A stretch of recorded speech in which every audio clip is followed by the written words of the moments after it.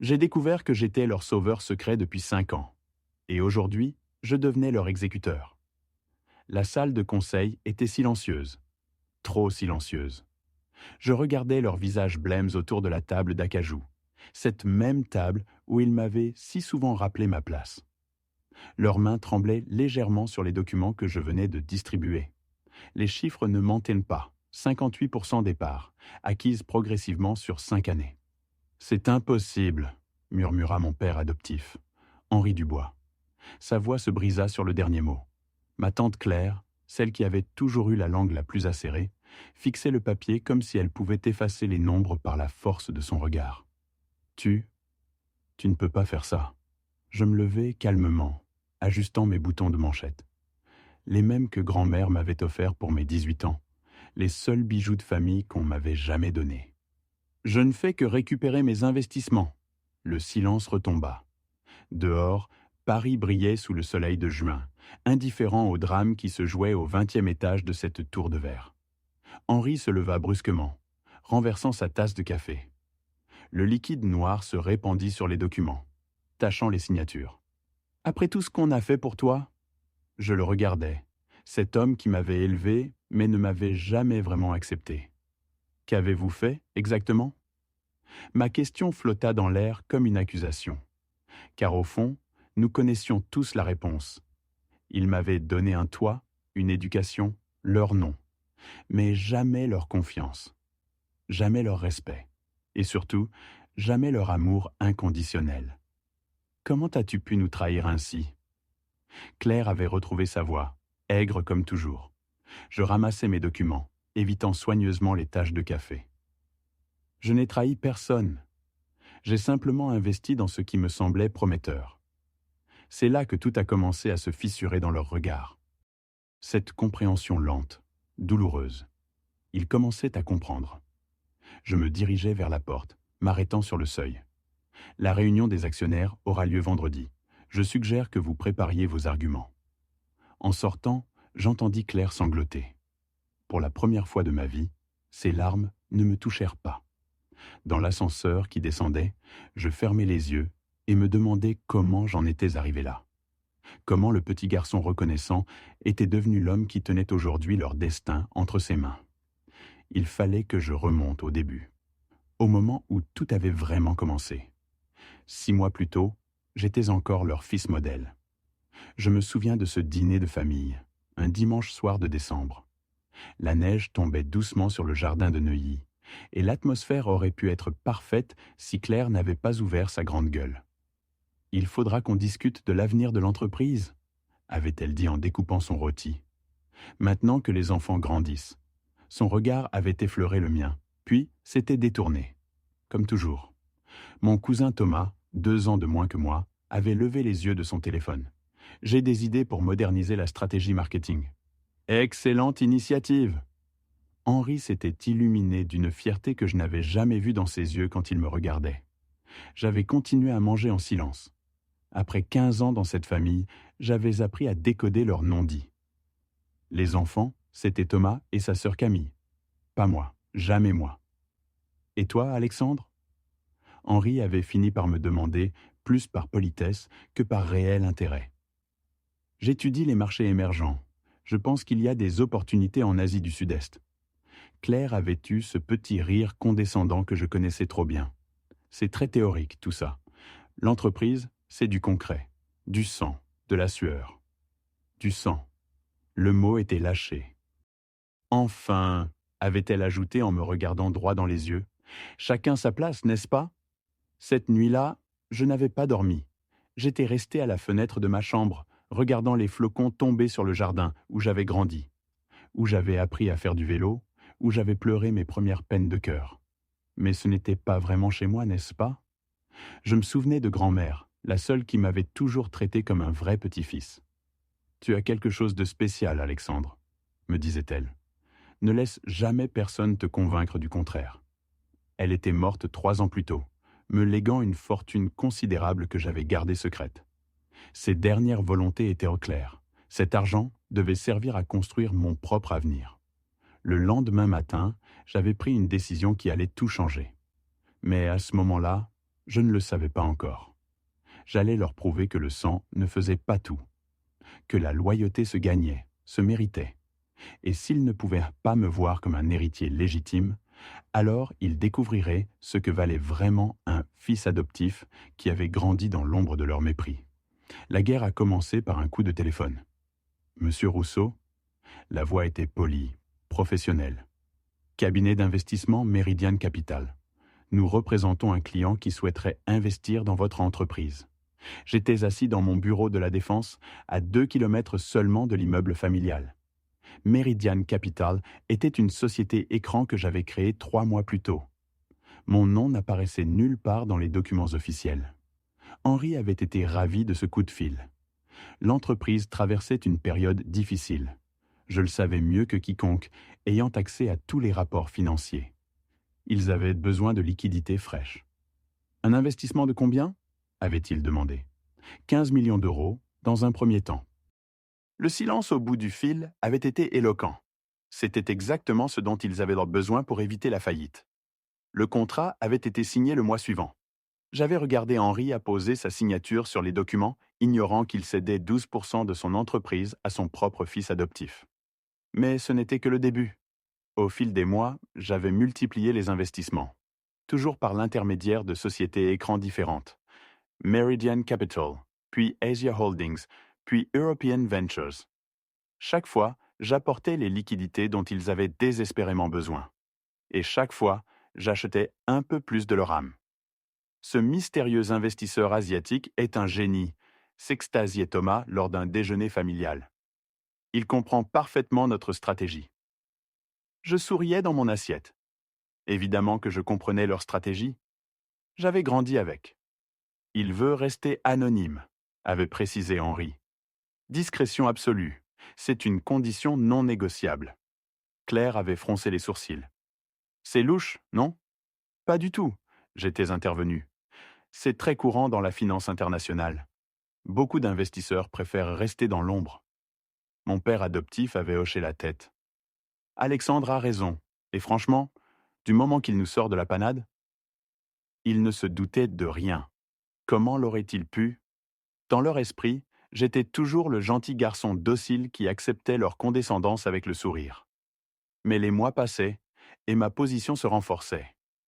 À chaque injection de capital, j'exigeais de nouveaux droits. Participation aux décisions stratégiques, accès aux comptes, droit de veto sur certaines opérations. Nos investisseurs deviennent un peu trop envahissants, avait murmuré Claire lors d'une réunion où ils avaient dû me consulter pour un nouveau partenariat.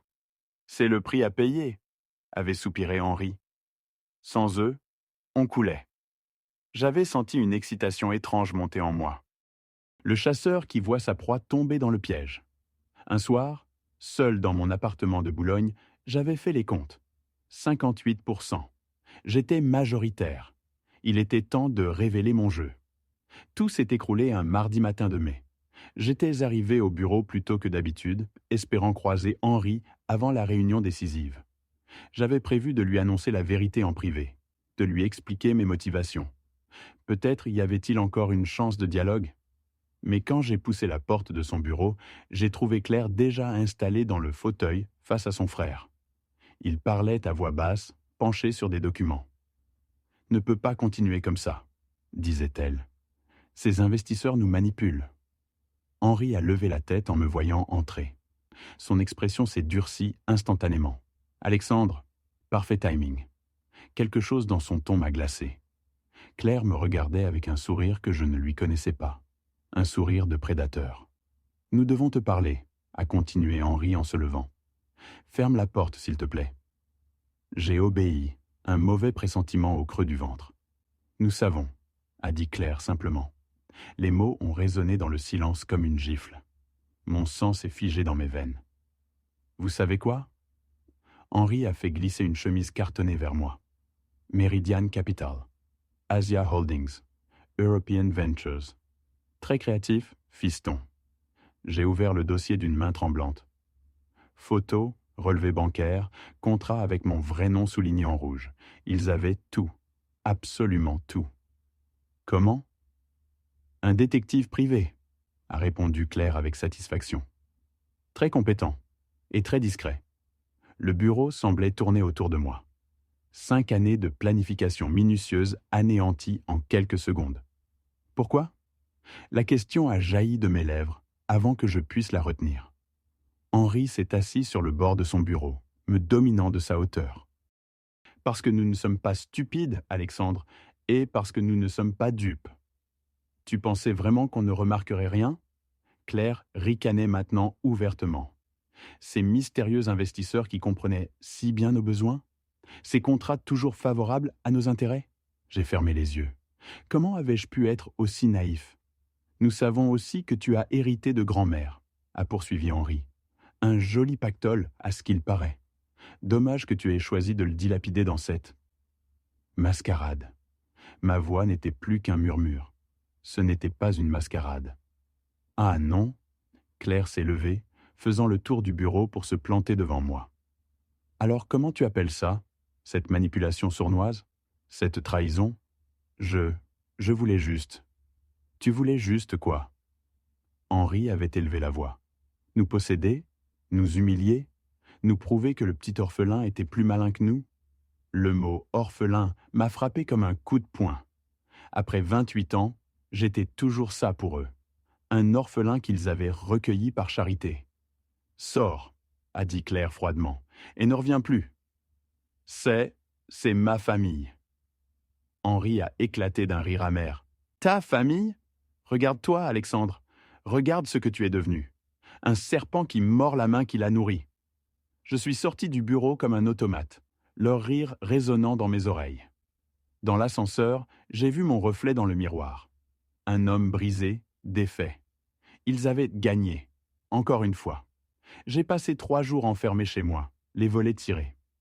3 jours à ressasser leur victoire, leur humiliation calculée. Ils m'avaient laissé croire que j'étais malin, puis m'avaient broyé d'un coup de massue. Le 4e jour, on a sonné à ma porte. Maître Bonnard, cabinet d'avocat de Lacroix Associés. L'homme était petit, chauve, avec des yeux perçants derrière des lunettes cerclées d'or. Il tenait une mallette et souriait poliment. « Je ne vous connais pas, mais moi, je vous connais, monsieur Rousseau. Puis-je entrer? J'ai des informations qui pourraient pas vous intéresser. Curiosité morbide, sans doute. Je l'ai fait entrer. Il s'est installé dans mon salon, a ouvert sa mallette avec des gestes précis. J'ai été contacté par un ancien employé de votre famille, quelqu'un qui a travaillé dans leur service comptable pendant 15 ans. Il a sorti une épaisse chemise. Cette personne était présente lors de votre adoption. Elle a assisté à certaines conversations, privées. Mon cœur s'est mis à battre plus fort. Savez-vous pourquoi ils vous ont adopté, monsieur Rousseau?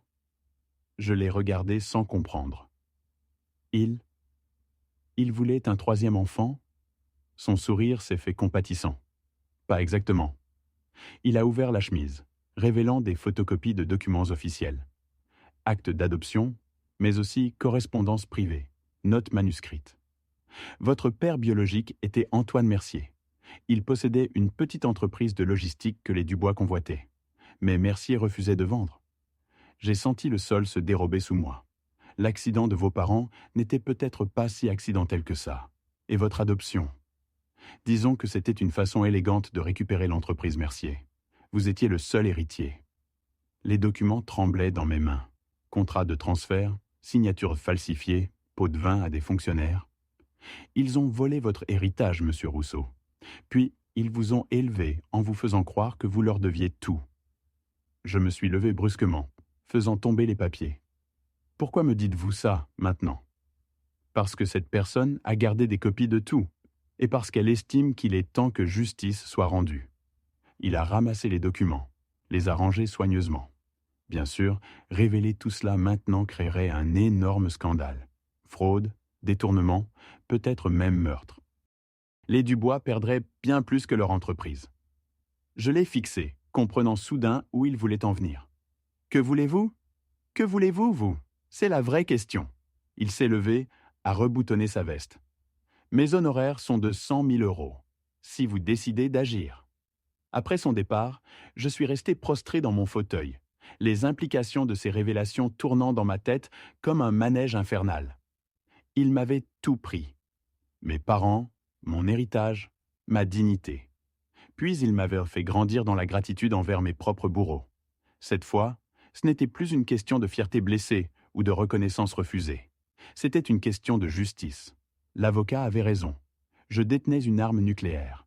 Mais une bombe atomique, ça ne se lance pas à la légère. J'avais besoin d'une stratégie, d'alliés, d'un timing parfait. J'ai commencé par contacter l'ancienne comptable, Madame Laurence Petit, une femme de 60 ans, retraitée depuis 2 ans, qui avait gardé un goût amer de ses années chez les Dubois. Ils m'ont viré du jour au lendemain, m'a-t-elle expliqué dans un café de Belleville.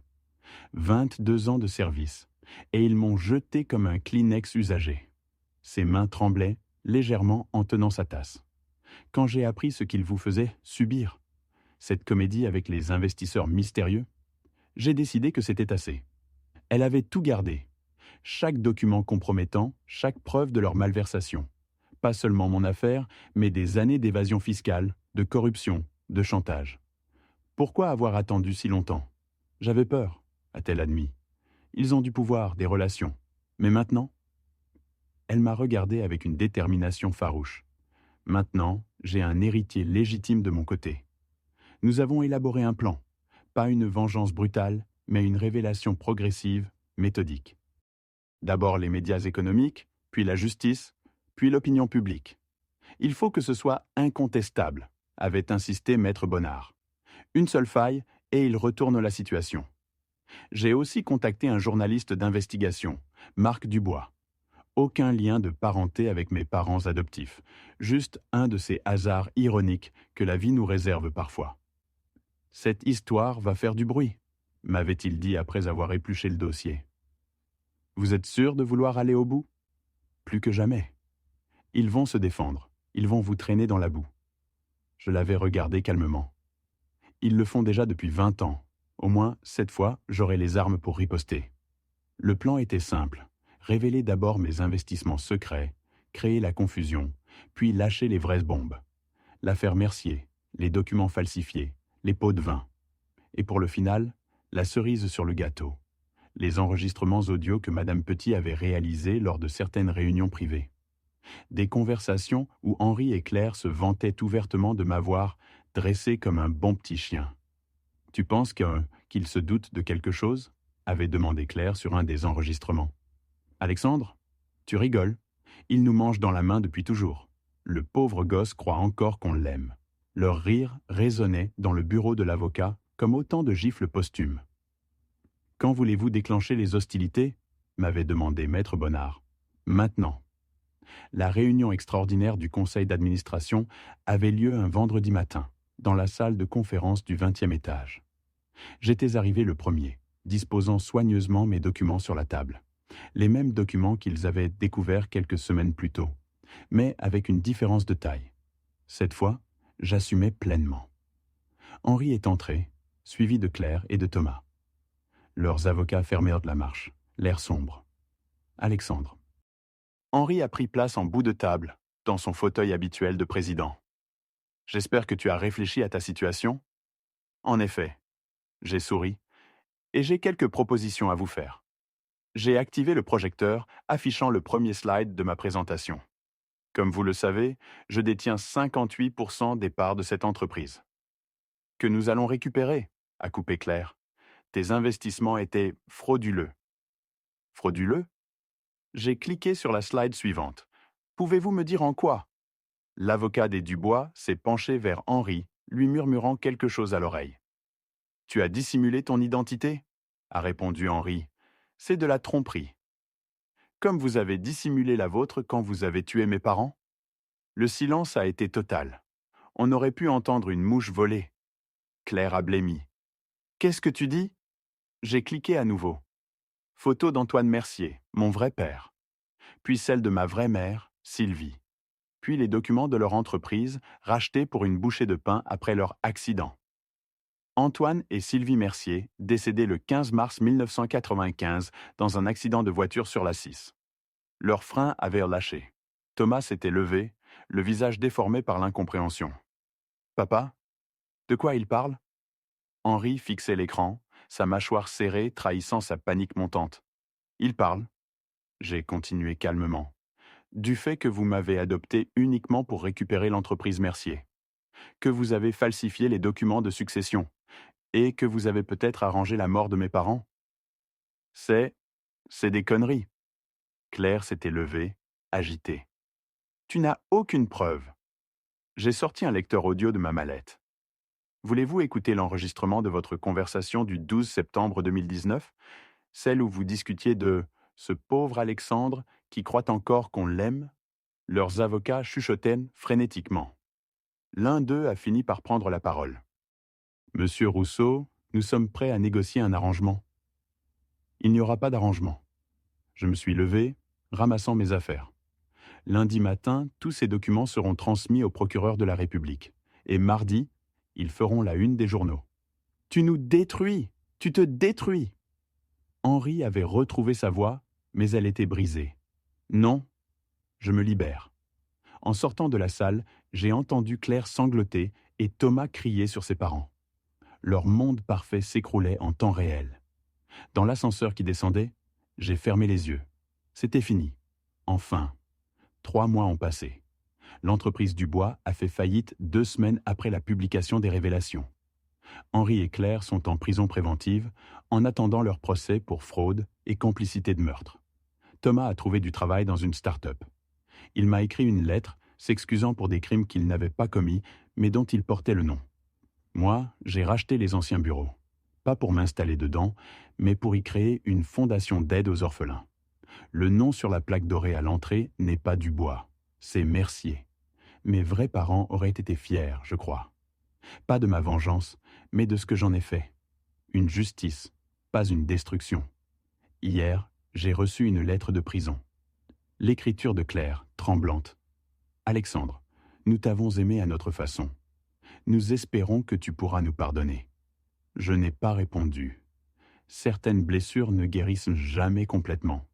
Mais certaines vérités, une fois révélées, libèrent pour toujours.